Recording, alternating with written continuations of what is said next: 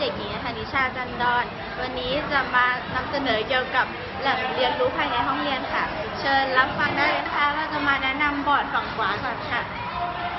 ฝั่งนี้นะคะจะเป็นบอร์ดเกี่ยวกับพระเมรุมาตรค่ะมีส่วนประกอบของพระเมรุมาตรนะคะก็จะมีพระเมรุมาตรโครงสร้างเครื่องสังเกตแล้วก็งานออกพระเมรุมาตรค่ะส่วนบอร์ดฝั่งซ้ายนะคะฝั่งซ้ายจะเป็นเกี่ยวกับการแนะนำสมาชิกของแต่ละห้องนะคะ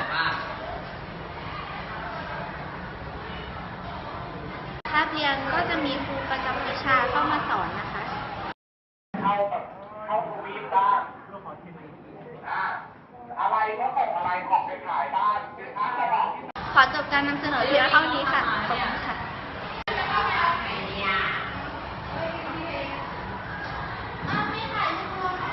ว่ะ